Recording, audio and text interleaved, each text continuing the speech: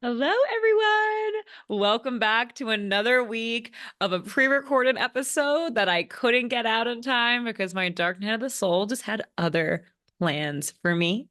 This is your beautiful host, Megan, who's a little bit more stable. I'm just kidding. I hope y'all are feeling the humor behind this. I just find it to be so funny. That this is just what God had in store for me.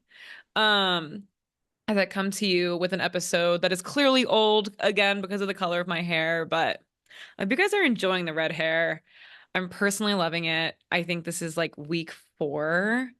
And, each time I wash it, I'm a little nervous because red is notoriously hard to keep up with. But when I say I have loved it after every wash, even as it's gotten lighter and lighter, I feel like we found our color. Sorry, I'm looking at my eyes. It's literally the most Leo thing I've ever said. But this week, I have my beautiful friend Gicela on the podcast. And this episode is actually really incredible because though I've known Gicela for a few months at this point, I never really like heard her full story. And hearing Gisela's story and her manifestor magic, like, and we go deeply into her being a manifester and all of her really interesting placements in her astrology chart. It's just insane. And so I'm honestly going to keep this so short and so brief because Gisela truly speaks for herself. She is such a powerhouse, and anyone that is an entrepreneur that is just ready to like break the mold of like doing the things that you're supposed to be doing and all of it, Gisela really comes in and just literally like breaks you wide open in the best way. Like her energy is absolutely infectious, and anyone that is looking to just work with someone that's ready to like help them really make the changes that they need to make to bring them the recognition and even just the courage to do the damn thing. Gisela is your girl. She is a recovering toxica. I'm sorry if that just sounded the whitest one could ever say. Um, but look at the material. She's a first generation Canadian Colombian immigrant and a dynamic entrepreneur. As a stand up comedy hobbyist and business coach, she passionately advocates for decolonizing business practices through her holistically embodied business method. Love that. Her approach is tailored for women who are ready to move beyond trauma-filled business models. This is huge. We talk a lot about it, and reclaim their power through aiming to create a more sustainable, equitable, and mission-driven world. She is such a powerhouse. Honestly, the definition of powerhouse, if you look it up in the dictionary, there's a picture of her. I've never met someone so just all around incredible. Her energy, again, I can't talk enough about her energy. Like her energy just speaks for itself. It's unbelievable, and her story is going to absolutely blow you away. Without further ado, here's Gisela.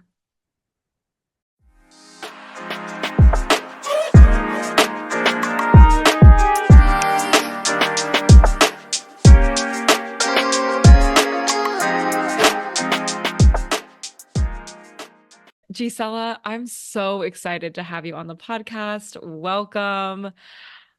I've only known you for a short amount of time, but I just am obsessed with your energy. Like you are truly like the definition of a manifester in the best way. It's so infectious. I can't wait to just dive into all of the fun things we're gonna uncover in today's chat. I'm excited too. I'm really, really excited for this because you've met the best side of my manifester once she understood she was a manifester, but there was a very unhealed, wounded manifester before this. So it's been quite the journey to be this version of myself. But I'm so grateful I came to human design and I found this work because it really helped me understand how I work, what I was meant to do in this world, and really align to it more. Oh So I'm my really happy God. about Okay. that. So why don't you give us a whole backstory? Mhm. Introduce yourself to my audience. Who are you? What do you do? And like, yeah, there was one point that maybe we weren't our most embodied manifester badass life. And like now I feel like you are very much living like in your purpose. And so give me a little bit of like what that journey was like. So it's been a tough one. I mean, I was raised in Colombia. I was born in Colombia, raised in Toronto, Canada. I was very much the kid who, up until 7 years old, my most formative years were in Colombia. And I just remember being that fiery kid who did not know she was a manifester, that didn't understand why she was the black sheep of the family. I just remember being always inappropriate with what I said, like Mhm. always saying the wrong thing. And I'll say that in quotation marks because really, if you know anything about human design, manifestors have a really closed off aura. And when we are children, especially before society kind of tells us that we are wrong, we just say what's on our mind. And it really can turn off some people and rub people the wrong way to see like a little kid telling them like no, to their face. So Mhm. I was that kid. And I grew up being told that everything I was, everything I said, everything that I aspired to was either too much or not going to get me places, or that, my attitude wasn't going to serve me, and that I was going to end up paying some karmic thing because I was such a bad child. So that's how I grew up. I grew up in a very Colombian household in Canada, feeling like I was always caught between two identities, never really accepting myself. And I came to the conclusion in my most unhealed version that if the world wasn't going to be for me, I was going to create my place in the world, but in a not so nice way, which was like kind of do whatever the beep I wanted. You know what I mean? Which was great for a while. I'm not going to lie. I did have my fun in that era, but Mhm. definitely was not a sustainable thing. It was not sustainable to kind of like hurt people along the way and like Mhm. just cause havoc on my community, on the people in my life, and relationships were no go for me with that mentality. So yeah, that's a little bit of my background, just so you know the kind of fiery energy that I came with. Um, and it wasn't until I had my daughter at 25, because I was great at avoiding problems. I was great at escaping situations. I would, use them and dump them and leave. And like my life was not where it is right now. Professionally, I was going to change the world through politics and becoming a lawyer because I was very passionate about helping people, especially immigrants, Mhm. because I've had a very rough experience getting deported with my family when we were 10 years old from Canada, which we were treated like criminals. So I really had that injustice like Mhm. wound inside of me, that something unjust was done to me. So I was going to go to school for political science and study law and save the universe, save the Mhm. immigrants. I'm glad that didn't work out, because then I would not be where I am today. But the path leads Mhm. you, right? And so at 25, I fell pregnant accidentally, not planned, 6 months into a new relationship, totally blindsided. Um, but it was the thing that set my feet on the ground. It was the thing that revolutionized my life in the most beautiful and painful way ever. I did not expect to be 25 years old and pregnant. I was like, I'm getting pregnant at 40. Like, what is the longest I can wait to have children? And maybe I'll do it. You know what I mean? But the universe was like, no, baby, we have other plans for you. And due to my Catholic upbringing, I couldn't even consider abortion because I was like, how can I live with that shame of like doing that to somebody? And it was really tough because I was like, I'm not ready to have a child. I feel like I'm a teenager. Like, I'm not Mhm. even responsible. But the guilt could do it more. And I was like, fine, I'll have this baby. And so I had this baby who's now an 8 year old, my 8 year old daughter. And she changed the trajectory of my life. She made me not be able to escape, because when you are breastfeeding, hormonal, and like 20, 30 pounds overweight, there's very little places you could go without breaking down. So there was no escaping my demons. There was a big realization that the universe, God gave me a daughter. And I don't know what that did to me, but that made me realize that, like, oh my God, one, I really hated and feared being a woman. And two, Mhm. how am I going to be raising a woman in this world when I so deeply resented being a woman in this world? Yeah. Mhm. And Wow. so that was a big moment for me. That was a big moment because I didn't find out the sex of the baby till she was literally pulled out of me and put on my chest. I thought the whole time I was going to have a boy. I thought for sure God's going to give me a boy. It's going to be fun. I'm going to raise a boy. And no, the universe put a daughter. When they told me it's a girl, I'm like, literally, I was like, what? I don't even have a name ready for this child.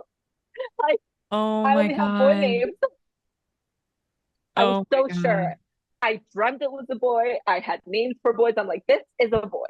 This is a boy. And I would talk to it like a boy. I'm like, oh, the name was Ariane. So Arian was his name, Mhm. the boy I was going to have.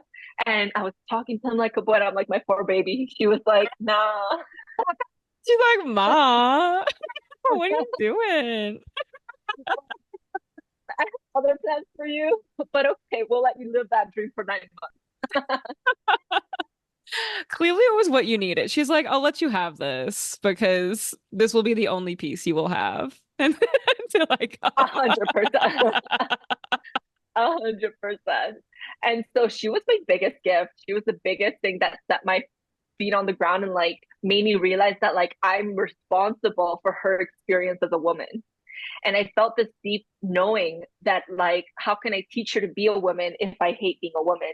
And so I went on this journey, on this mission of like, I need to learn how to love being a woman and I need to Mm, claim it on my terms because I don't want my daughter to suffer. I don't want her to carry the wounds that I've carried. I don't want her to carry this shit that I've had to carry because no one took care of it for me. And so mhm, I just radically, it was like this deep knowing came through that's like it's my responsibility not to tell her who she is, but to show her who I am so that she can figure out who she is, you know?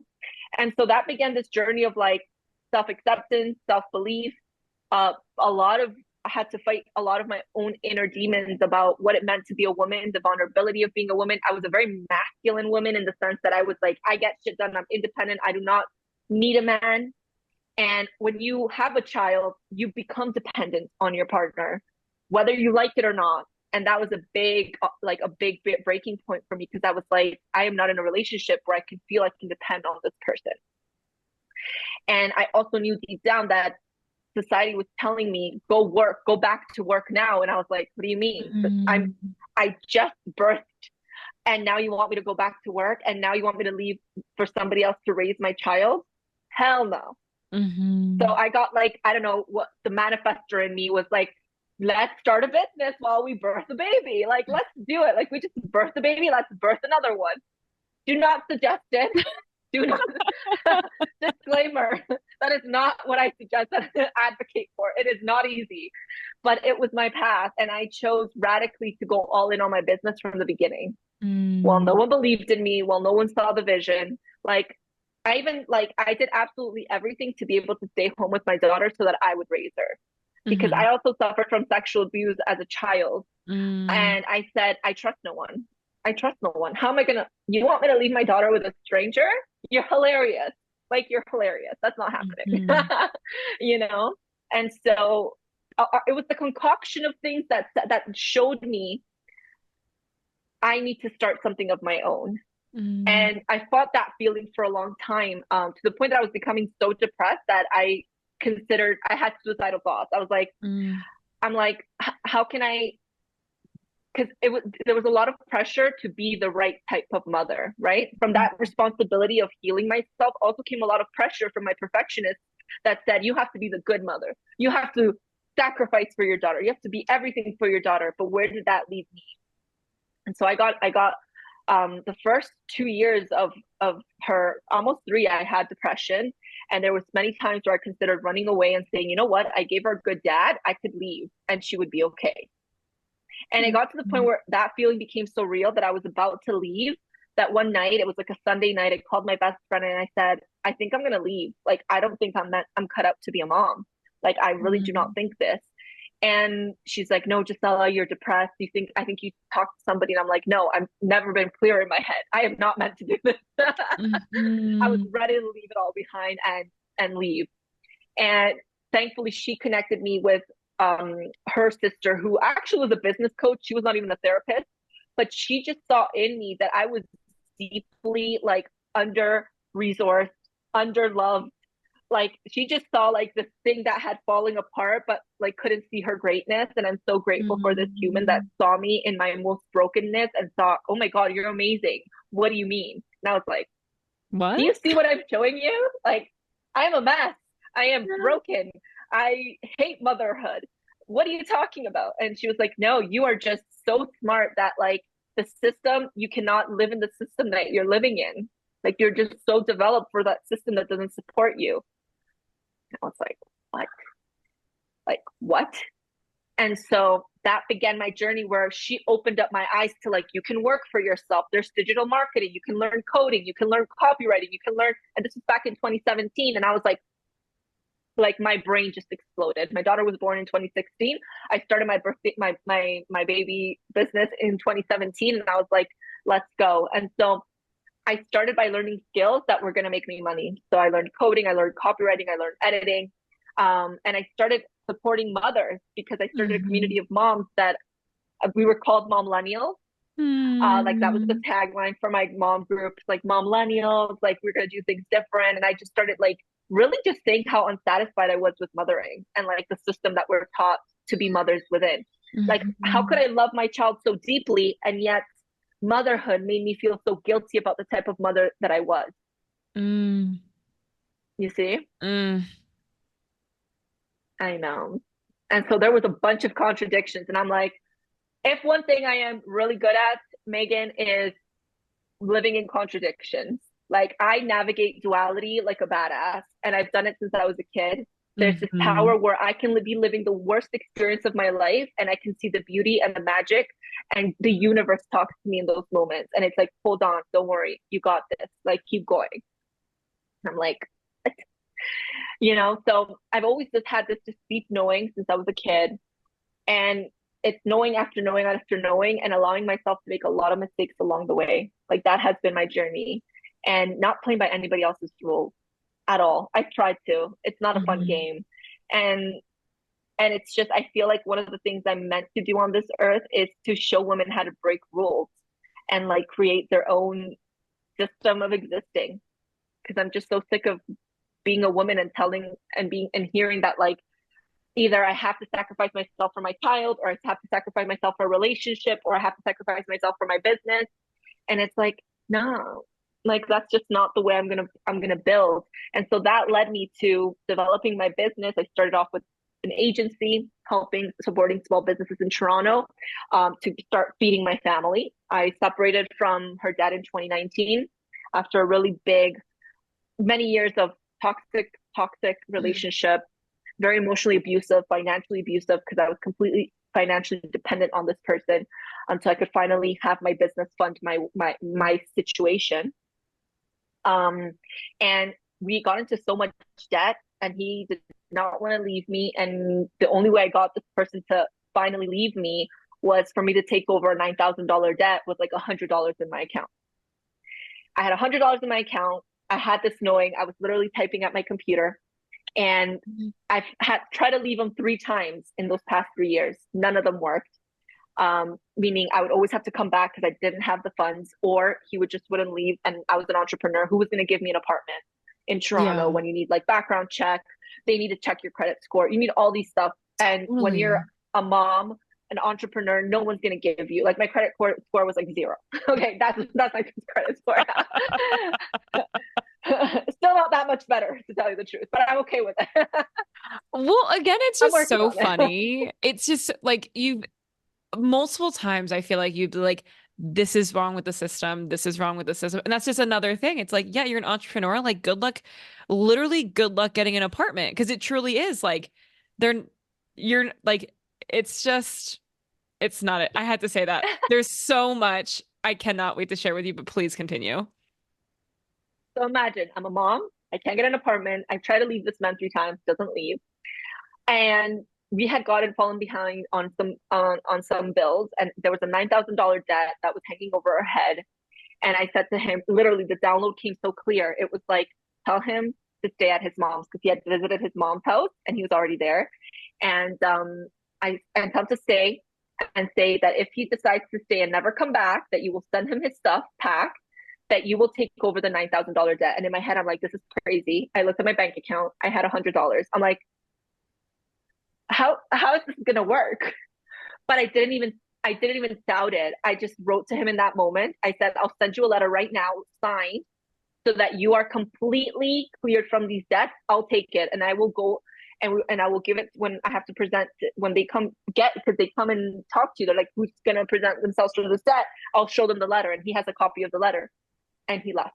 Like he stayed. I sent off his stuff, and that's like I literally bought my freedom in that moment, and I felt so good. It was the Wow. best $9,000 that I ever spent in my life, and the universe had a beautiful way of showing me that I was on the right path because I never had to pay those $9,000. The government ended up paying them for me. Tell me how? Period. We love that. Thank you, The, government. You don't get to say that very yeah, often. I know. The government, social services, like community, like literally community programs in my city helped me pay that from programs I did not even know existed. So I showed up to court to Wow. fight the case. A lawyer, I'll say these details. You know why? Because I think people need to believe more in the universe and in themselves. And this is why so like I literally dance with the universe. Like the universe is my sugar daddy, and not because I'm a spoiled brat, but I kind of am, but because it's shown me over and over again that when I'm brave and I take risks that are for the greatest good of myself, and it's actually not selfish for anyone else because they all benefit. We all benefit when we're happier. Hmm. And I went to court. I had no lawyer. I had no representation. A lawyer saw me crying. He's like, come, I can help you a little bit. Tell me your case. And I told him my case. He said, I'm going to contact you with somebody from the services of Toronto Social Services. And I'm like, sure, she'll call you tonight. I'm like, great. This girl, I think her name was Bonnie or Donnie, something like that. It's like this tall woman, huge woman. She came into my life. She's like my angel. She was like my angel. She said, Gicela, I'm going to see how much I can help you. She's like, the most I've gotten from the government to help women who are in your position are $3,000. Okay. But I'm going to apply to different programs to see if you get anything. She applied for the first program. She's like, we got $3,000. I'm like, what? And she's like, yes. She's like, are you still working in your business? I'm like, yes. She's like, you need to stop working in your business. I'm like, what? What do you mean I need to stop working in my business? She's like, the government needs to see that you are completely broke. And I'm like, my ego was like, no, I need to feed my child. I need to do this. She's like, Gisela, stop working. We're going to get you the money. Another, the debt was due in December. This process started end of September. By November, I had $6,000 from another program. By December 21st, before Christmas, I got a notice from her. She said, I got another $3,000. She's like, Gisela, I've never gotten this much money for anybody from the government. And I was Girl. raised like never wanting to get any money from the government. I'm like, social services, never. Like, I never want to be those immigrants that depend on a system. Like, I had such a, like, my pride and my ego, and that humbled me because I had to Hmm. depend on the government in that moment. But that was how the universe was taking care of me. The universe Yeah. was like, are you going to let me take care of you, or are you going to try to figure it out? And that is literally like what you get to learn when you learn how to get out of your own way, right? Because it's like, oh, I have to pay these $9,000 back. Like, it's like, okay, I have to like, normally our logical mind is like, well, we have to hustle and we have to work and we have to do all of these different things to make it happen. And because your Pisces moon, Pisces rising, like, girl, your intuition is like, I just imagine this like giant beam of light like coming down from the heavens and like downloading into your body. That is that is like having a Pisces moon and rising, like truly, especially with your Virgo sun, the maiden, which is so funny. We'll get into like the women thing in a little bit, but like of course, like you got this download. It's like, no, you need to go like we're going to put you in the situation to go work with this person and then this person is going to do everything she can and it's not going to always make sense and our ego is going to freak the fuck out because we're a mother and we have to feed our child but like you wound up paying your debt and supporting yourself too like that's insane. It's insane. It's insane. And I remember like mid-November when I had only received, I think, $6,000. And if I didn't get all the debt, I would have to leave my apartment, and I would have to, like, I don't know what else. I think they were going to add interest and stuff. And I remember crying to God and saying, God, like, I'm trying so hard to like make things happen. And I remember bawling my eyes out. And the download that came in is like, stop trying to drive, let go of the Mm. wheel. And I was like, by that point, I'm like, fuck it. What am I? I'm like, let's go all in, baby. Period. Let Look, I had a let's phase where play. I had a phase where I was playing Jesus Take the Wheel. Like I was actively putting on Carrie Underwood, Jesus Take the Wheel at least once a day to like get me through. So like sometimes it's like you really do have to like remember it's like, okay, fuck, like, okay. It really it becomes your only option. And I don't mean that in like a scarcity way, but it's like if you don't get out of your own way, then the shit has no room to happen, right? And it just gets it continues to be so uncomfortable. Gosh, thank you so much for sharing your story because now you get to help women everywhere, I feel like, to Yeah. like through your own life experience to like own their lives again. So talk to me a little bit about like what you're moving through right now and like what you really help like now that you stepped into your business, you got this, like you got the funds to like remove yourself from the toxic situation you were in. Yeah. Like now, like how do you find yourself through all of this, like living a very different manifestor life now? 100%.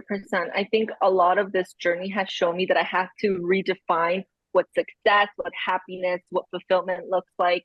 For me, it's always, like you said, my Pisces moon and rising. Like, I'm very intuitive. And so in 2019, I paid off that debt. I went into a 1 year custody battle for my daughter where my ex partner wanted to take her from me completely, like take full custody. Yeah, I had to navigate a full out custody battle where he made less than me. And at that point, I was making nothing because I had come off not working, Hmm. and the government was supporting him based on his last year's taxes. Well, my last year's taxes showed I made a lot of money. And so not only do I have to represent myself because I could not afford a lawyer, I had to fight him during COVID, and I had to go through all these custody battles. But what came through for me was, again, surrendering, surrendering Hmm. to the process. And in that, I said to the universe, I'm like, I will do what in my position to do, but after that, you need to support. I support whatever you choose, and if you choose that my daughter belongs with her dad and not me, I will respect it. And I said to my ex, I said, if you want to fight, I'm not going to fight. I stopped fighting him. I just said, I'll show up to court. I'll do what I have to do, but I'm not fighting you. I want the Hmm. best for you too. You know, I said, I want the best for you too. And when I completely surrendered to not trying to make him the bad guy, not trying to make a bad or a good guy, but just saying, like, I see your pain. I know you're fighting this from a pain place, and I'm not Hmm. going to fight you. I'm going to let you choose what becomes out of this. He stopped fighting, and then the court case was over within a year because a child case custody can last up to when they're 18 years old. Okay. 18. So if he wanted to, he could have made my life a living hell. And I would Oh not be yeah. living here in Colombia, living my best life, having a partner that I love, having a co parenting relationship that I love with my ex, because that completely took a turn. Like, I have a really good relationship with my ex because of the process that we've been on. Mm. And we came to that spot because I also listened to my intuition. I said, I'm moving to Colombia. I said, you want to come along? We can co parent from Colombia. Hmm. Like, I took a relationship that went from toxic to animosity to hate to acceptance, surrender, and now we co-parent together and we travel Wow. together. You know, now he's back in Toronto, but we have a working relationship. My daughter's with me. When he comes, he stays with her. We share custody, and it's something that, again, came from completely understanding that, like, I have to trust what my heart and soul is telling me to do because that is in the greatest good of all of us. As long as it's not coming from my ego and my intention to hurt or cause Hmm. pain, you know? And so that took me the path down to something was calling me back to my roots, to being in Hmm. Colombia, to being in here, and sharing my medicine here. You know, Hmm. one of the things that I found in the coaching space and in the business space is that we focus too much on the strategy. And the way I learned business was through strategy. But I was my worst enemy in business.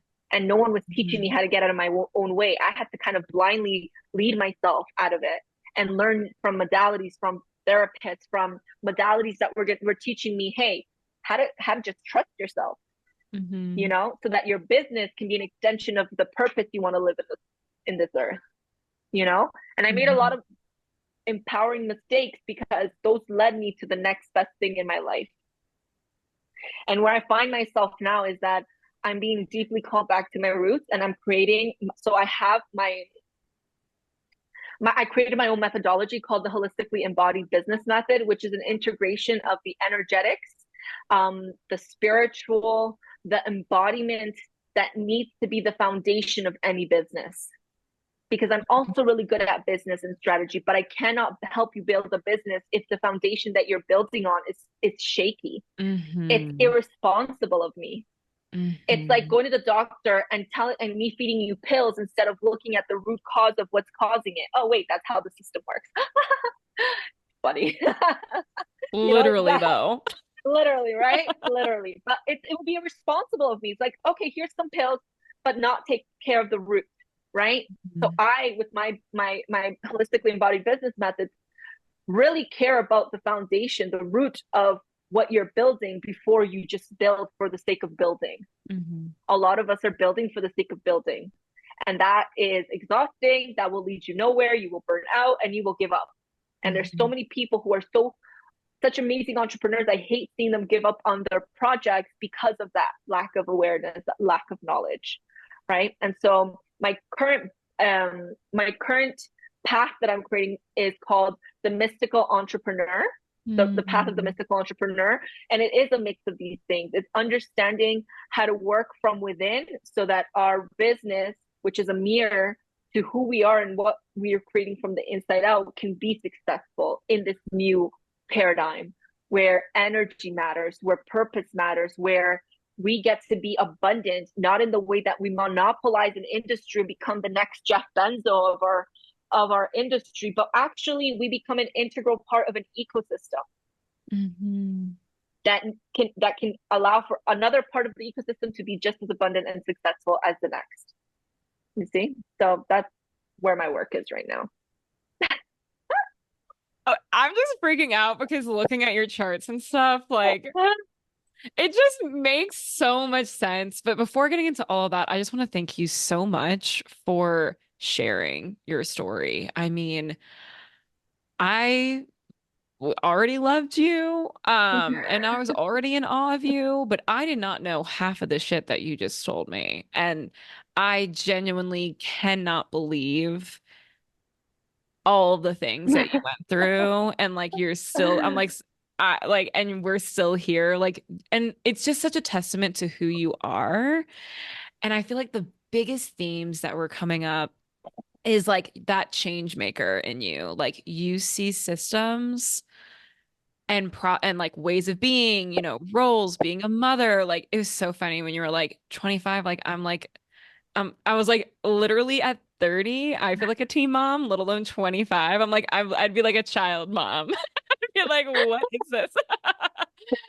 Felt like that. It literally feels like that. Yes. But like, and you starting the mom group and like all of this, like it really goes when we think of human design first, like you're 2-5, like that 5 line is literally you breaking the rules. Is you like refusing paradigms that were pushed on you, especially as a manifester. And you can kind of see in your evolution, manifestors can kind of fall into two categories while they're being conditioned, right? You either become the people pleaser because you Mhm. just want people to like you. And for whatever reason, everything you say is wrong and everything they say is pissing whoever off, even though you're just being yourself. So you become like the people pleaser or the rebel.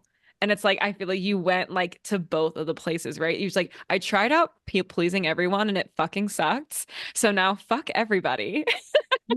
And like, I'm gonna do it all on my own. And like, your journey really like led you to this beautiful place of like coming to be supported by community. And your North Node is in Aquarius. in your 11th house, which literally rules over the collective. Aquarius is all about the people and dismantling old paradigms and refusing to, they're very eclectic and, they're the ones that are all about the conspiracy theories and like, just a different way of doing things, new technology, new ways of thinking and bringing people together. And that 11th house is, again, rules over the collective friendship community. So the fact that like you are creating all these different communities based on like where you were in your like evolutionary timeline of life just makes so much sense, right? And it just really like just knowing that and your Saturn is also in that house too, like understanding like there is, but it's in Capricorn, so it's a little different. You learned a lot of lessons in these communities as well, right? You had to redefine your boundaries within these places and understanding the different aspects of your relationships and like how you are really meant to come together. But your intuition is so strong and really healing these different parts of your intuition. And then even, of course, that mother line too. I mean, the Virgo, Virgo is the sign of the maiden. So you coming to terms with like being a mother way before you even realized, and then also creating this community of mothers is so interesting to me, especially also your Mercury is in Virgo as well. So like you really are meant to be that advocate, communicating, and in the seventh house of relationships, communicating this aspect of and embodying this energy of loving yourself in the skin that you're in. Virgo can be a little judgmental and a very, very critical of themselves, most importantly, right? Of course, of others too, but like really, like y'all put a pressure cooker on yourselves. And so you really moving through life and embodying like this whole new way, like going from like the rigid, independent, like I'm making this happen, I'm learning all these hard ass skills to then coming up with the mystical entrepreneur, like is an evolution that I feel like speaks to your energy so, so well.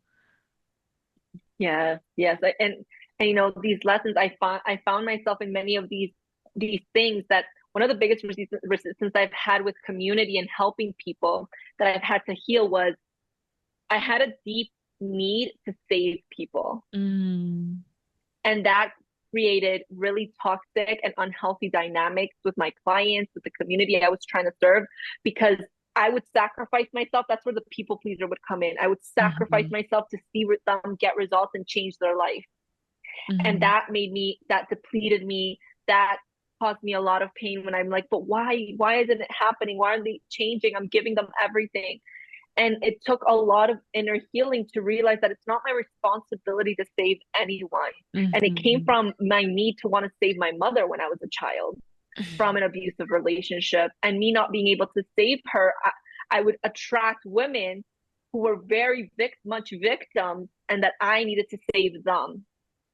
And so in my healing, I had to, and in order for me to feel safe building community again, and me being able to create community that felt reciprocal and like we were thriving together versus me lifting everyone up, right? Because Mhm. that's also very ego, right? It feeds our ego to feel like I'm figuring it out for them. Look at me, I'm the best, right? And like letting Mhm. go of that ego and saying, you know what? I don't need to help anyone that doesn't want to be helped. I don't need to save anyone, even if they want to be helped. My duty is just to guide them, not to save them, not to tell them what to do, but just to show them a different way. And if I did it, they could do it too, and that's my responsibility. That's not my responsibility. Mm-hmm. I'm in shock. I'm in shock because you're Chiron, you're wounded Mm-hmm. healer in your natal chart, where I look at this placement as like this is kind of the wounding that we come into this earth with, and it cycles through and it keeps cycling until we really learn how to love on it and nurture it. And so your Chiron is in Cancer in your fifth house of inner child play, creativity. Cancer, not only does it rule over the maternal line, right? But it Mm, also is that nurturer. It is the deep family roots. It is the one that wants to save. It is the one that's like, no, wait, but like I can fix them. Or wanting, and especially even having trouble with the maternal line as well.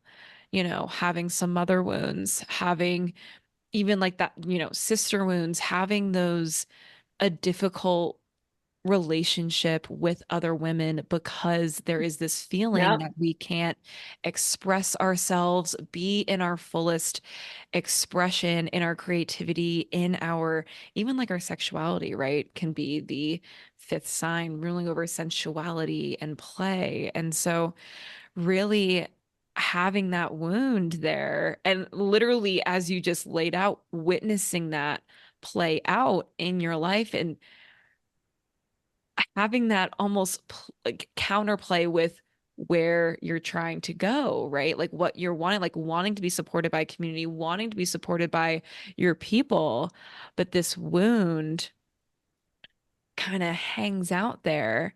So we actually realize that we can develop these beautiful relationships that you are meant to pour yourself into your relationships, but only from a place when your cup is also Hmm. full, that we there is no savior besides ourselves being our own savior, that you are the guide. But like that's why it can be easy for people to come to you to Hmm. want to be nurtured by you because you do have that natural, especially with your Pisces, like you are so compassionate and empathetic and you really feel. You feel Yeah. very deeply.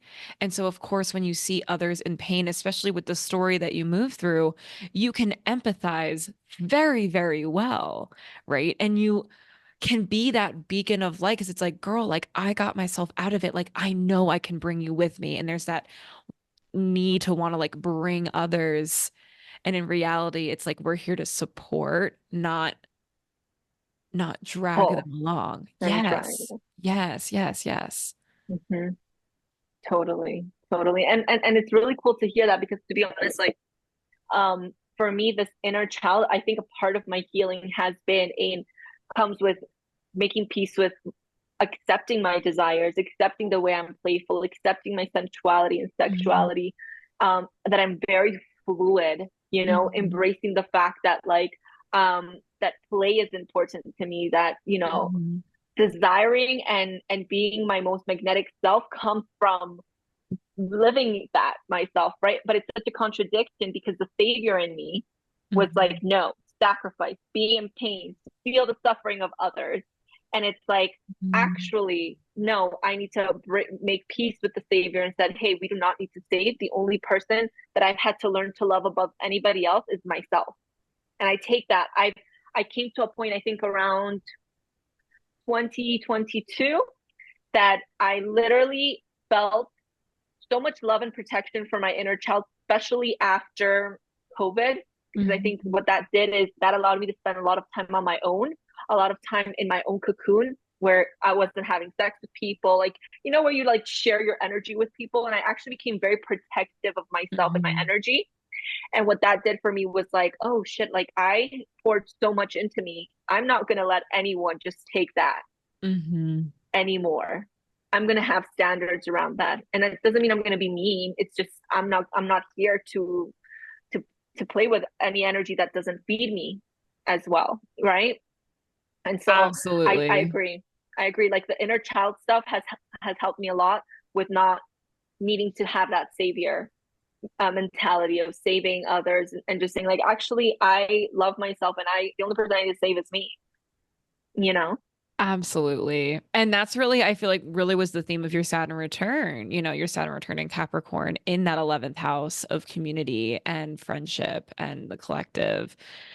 And so it's like, because it's again that opposition, that part of you. And you even mentioned you're like, so much of my life is duality. And like, I love that you have that awareness because at the end of the day, like, that is how we actually learn. Because once we know what it is without, we know what it we know what it is, right? You can't know what white is without knowing what darkness No. is, what black is, right?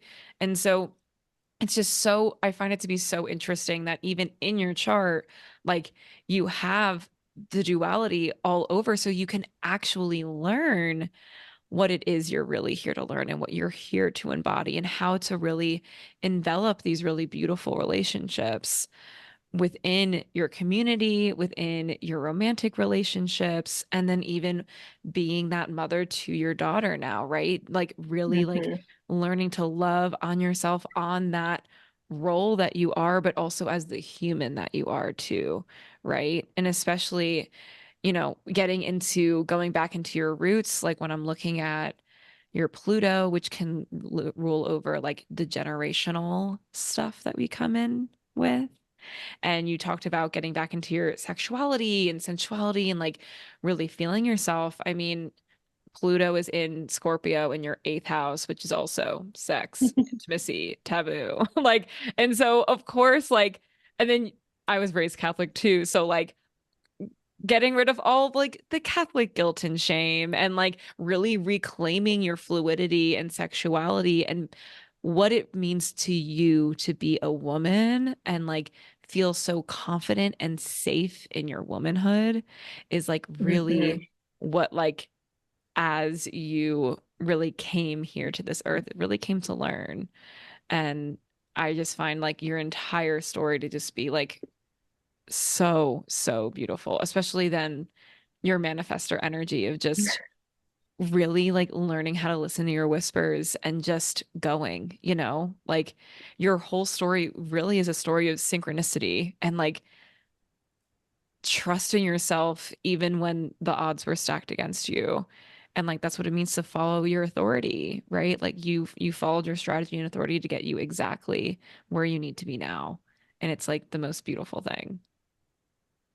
Totally, totally. I mean, I think duality is such a powerful thing that I know many people don't know how to navigate, and it has just become such a natural thing for me because I've done it since I've been little. Like I've had to navigate duality and uncertainty and realize that uncertainty is where the magic happens, and I kind of love it. And a lot of people are so scared of it. They're so Hmm. scared of not knowing what comes next.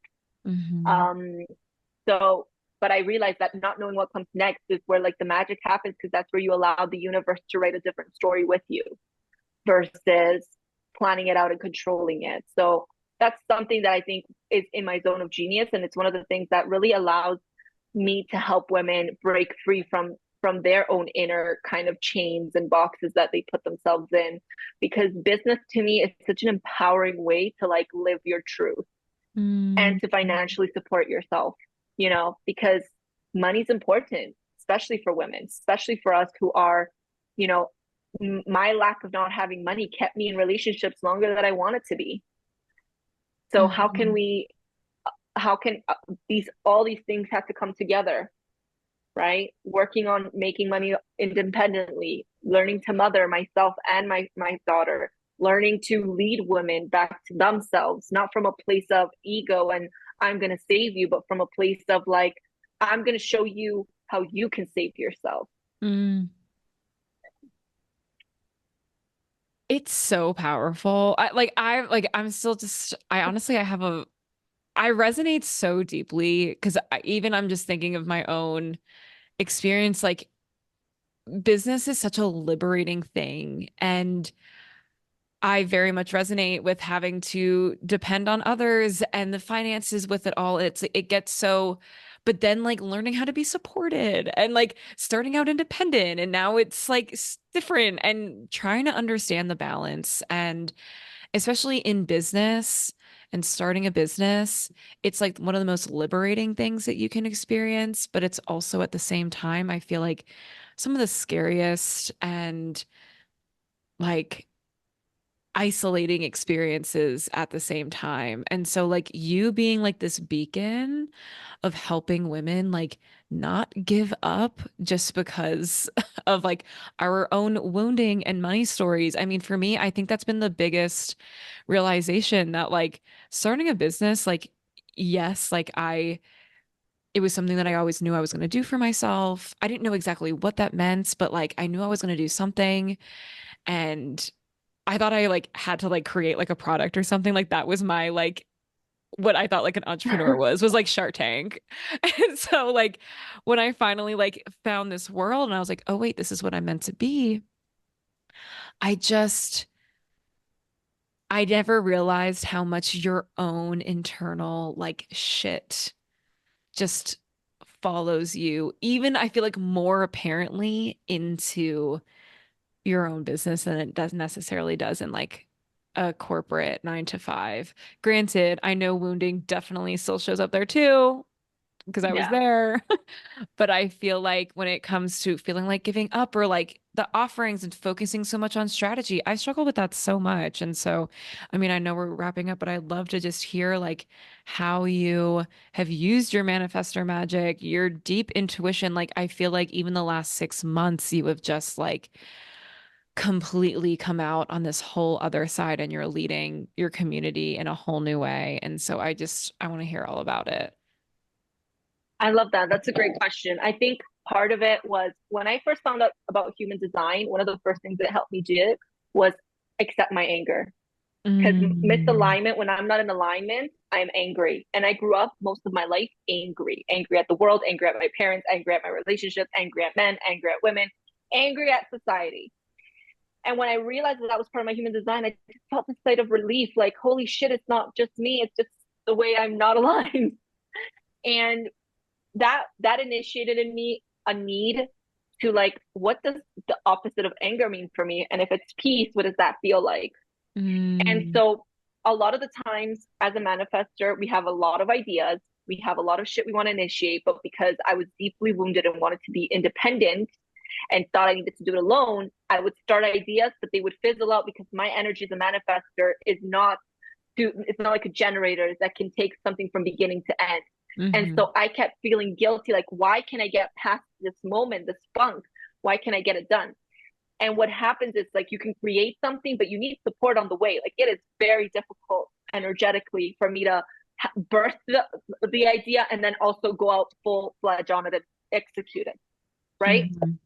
So I have this amazing capability to see systems differently, to like create things differently. And that's something that my clients really benefit from, that people that work with me really benefit from, because in the way I speak, and our throat chakra is really important. It does something to them in our sessions when they hear me speak something they are thinking through out loud, that initiates them into action that is meant for them. Hmm. So one was accepting these pieces of me through understanding myself better, and then slowly applying them to how I worked in my business. So for example, I no longer feel like I need to speed things up. So if I birth something, so for example, with Path of the Mystical Entrepreneur, I birthed that in one night. It had absolutely everything. And then I took a break. And then I started to communicate with the universe. And I said, universe, I need help. I need someone to help me come and film this and edit this and help me put it all together. 2 weeks later, I had someone who became a client who does the best in filming courses. Now she's helping me. Of course. And whereas before, the need to birth it, I would stay up 2, 3, 4 nights in a row and say, I'm going to Mm. record. I'm going to make it happen. And then halfway through, like not even, I'd be a zombie. Okay. Uh-huh. So now I learned to trust the process. And that's the number one key that has gotten me, that I think one of the key lessons that I've had to overcome is like, everything has perfect timing. And I've already worked this muscle out so much. I no longer have to push. I'm not saying that there isn't a time where you do need to push, because people Mhm. get the misidea that like, oh no, it all has to just flow to you. No, there's moments for flow and there's moments for action. There's moments where I still have to take massive action to initiate something, right? Mhm. And so, but I also know that after the initiation, I can call on my guides, I can call on my angels to say, hey, I need support. Bring me the support that I need. I can't do this alone. And then trusting that it would come, instead Mhm. of, how do I make this happen? How do I make this happen? How do I make this happen? And so that creates a lot of chaos inside of me. That creates a lot of resentment, because then I don't see it coming, and then it becomes angry, and then right, and the story goes on, right? But I chose not to do that. And so the way I'm leading my community now is through that knowing that like everything is happening perfectly as it is. And the best that I can do, and the secret sauce that people really get with working with any manifestor, is their power of initiation. Mm. They get that something is set off within them. The manifestor doesn't initiate anything for them. It Mm-hmm. it's something that we speak through, that we call upon, that initiates something within the other person, where they receive something different at a DNA level, and it just kind of goes click, and then all of a sudden, boom, there's action, right? Mm. And that's kind of like the magic where I really thrive, and I really see how the women that I impact in my community are like, whoa, something that would have taken them months to figure out on their own, years to figure out on their own. They would never see it from a manifestor's perspective. And I think that's really such a powerful thing, being a business coach in this space, that I get to tap into. Absolutely. It is truly your superpower. And like that is the power of human design, right? It's like it literally just helps you master your own energy. Like I always say, Yeah. astrology is what we came into the world with, and human design is how you work with it. And you Mm-hmm. literally are like, okay, like the way that it was working is no longer working. And now like I'm gonna learn how to literally master the fuck out of my energy. So now the universe is Yeah. working for me. And now look at the Yeah. material. Like it is just like you are truly just like the living result of what living at in your design truly does for you, because you don't have to struggle. And doesn't mean we're not working hard, right? That it's not all easy breezy beautiful, but like you don't have to struggle, you don't have to be angry all the time for the other types, but you don't have to be Mm-hmm. bitter or frustrated, right? And unseen, right? Like it truly is like learning how to move the way that you're meant to move, and having people in your corner that can support you and see that when sometimes you cannot see that for yourself. And I feel like that is your 100%. magic, truly. Like you are just able to see. I mean, we were just even on a call like before with, a group that we're in, and like you were able to like literally feel the energy and speak to it so beautifully. I was even taken, I was just like, oh my God, it's your superpower. And so, how can people Yeah. find you? How can people work with you? Because truly, like, I mean, again, I know I still struggle with this to this day. Like, this is just something that, like, I think as especially women, entrepreneurs, or even girlies that are in their jobs that are just looking for more in their lives, like, anyone can benefit from you. And so, how can people find you? All of that. Work with you. Totally, totally. And one more thing I want to add, I think part of one of the biggest lessons I've learned, especially for money right now, because I think a lot of us are going through shifts with the way we are making money, with the way we are receiving money. There's big lessons in the air. And one of the biggest lessons that I've learned is that money is a co-pilot in my life. It's never the end goal. And I think a lot of us in entrepreneurship, we get caught up with chasing the money, and we forget that the money is the co-pilot, is it's our friend, our partner in crime, to get to a goal, to the achievement that we want to make, that we want to Mhm. get to. And one of the biggest lessons I've learned is like, one, I can depend on my community to step up for me when I cannot financially. Mhm. Okay. Two, that my identity is not revolving around money. It Mhm. cannot be revolving around money, because we've been taught that, especially if we grew up in survival, that money is like a god that we must chase, and without it we are not safe. And it's like Mhm. I've got handed lessons these past 8 months, where I saw my bank account shrink, shrink, shrink, shrink, and I had to say, am I still safe? Can I find safety in myself, or am I going to keep depending on making it safe? And the more I Mhm. worked on that, I realized that I was untapping a next level of existing, where money is a tool for real. Because a lot Mhm. of us say it, but a lot of us don't live like money's a tool. We live like money is like a god. We Mhm. pedestalize it, we idolize it, we give it this power over our existence, our emotional well-being, everything, our physical Mhm. well-being. We get sick when we are stressed out because we don't have it. And that is a big lesson that I think we all have to learn. That is something I'm currently in the duality of as well. And I share this with you because I feel like the universe just hands me lessons and lessons and lessons, where I am learning to navigate so that I can create and teach and put forth. So it's very powerful work, this work, and I'm so grateful that human design came into my life, that I have a strong intuition, and really I help people develop that strong intuition, Mhm. because we all have it. We absolutely all have it. And it would be a disservice for me to tap into my intuition to override yours. That's not Mhm. the goal. It is when you are not seeing your own blind spots that I can help you and kind of move you along. And hey, and with permission to yourself, say, hey, do you want me to speak on this for you, or to show you a different way of what's coming through for me? But it's never about overstepping and making people dependent on me, which I think a lot of business coaches do to keep clients around for a while, is make them dependent on their wisdom, on their knowledge, on this thing that they have that the other person doesn't have, right? So Mm. that's definitely a way that I've learned to not work as well, in this creating that codependency with my clients. And so right now, I really love simple business. I'm a manifester. I'm always evolving, changing. I love enjoying my life. Like, Mhm. I want my business to be a thriving business, but not at the expense of like my happiness and my fulfillment. And I Mhm. want to give well, but it has to be a way of I'm also receiving well. So I've come up with a really simple package. Is the package that I'm probably going to have till the end of the year, which is called the Path of the Mystical Entrepreneur Personalized Package. It's 6 weeks with me. It's Mhm. 6 weeks only. Like, I used to do 3 months, 6 months packages. I changed that model because it doesn't work for my energy. I want quick, powerful, potent action, and then let you integrate. And when you're ready to come back again, we take off again for another 6 weeks, and you go integrate.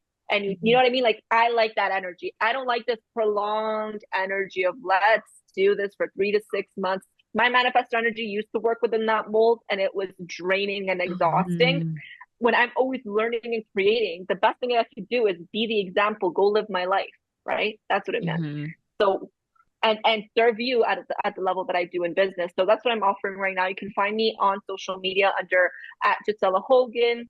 You can uh, DM me, let me know if you want to go on a connection call with me. It's just where I take you, and I see you get to share with me where you are on your journey with your business, with life, and then I do personalized packages, but right now that is my number one bestseller right now, because I want potent energy, and if you want potent manifestor energy in your business to ignite that next thing and help you integrate into the next level, then that's me, literally. Girl, you were just on fire. I'm like, I have chills just like hearing you. I'm like, I love it. I love it. Everyone, go find Gisela, follow her. You're gonna fall in love with her. If you're not already, like, how can you not be obsessed with her already? Gisela, thank you so much for coming on, sharing your story, everything. This was so incredible. And, I hope that a little bit of the Astro human design knowledge was able to just not only like validate your experience, but also just even help guide you as like, damn, like I really am living exactly how I'm meant to live. And like, this is, I'm doing great. I'm Totally. doing I think great. it's so cool. I think it's so cool because you know what? I find that when I step into like looking at human design or my natal chart and stuff like that, it just validates how strong my intuition has been this whole time, you know? And Period. it makes me feel so validated in my superpower, honestly. Like, I don't know, but this where I find myself in this chapter of my life, like I'm 33 years old, I'm going to be 34 in September. I just feel like for the first time in my life, I see myself. Like, usually Mm. people see me and I see a reflection of me through them, but holy shit, what a delicious Mm. feeling it is to see yourself. And I wish that Oh, for everybody. I was gonna say, I'm like, I wish that for everyone. I wish that for me I because wish that for you, that baby, is for such a sure. beautiful, I just think you just put it perfectly. That is just such a beautiful feeling to have, and how this work really helps you truly see yourself as like the most magnificent, amazing, incredible human being that you are. Thank you so much. 100%. This was so fun. Until next time, we'll talk soon, Yeah. everyone. Bye.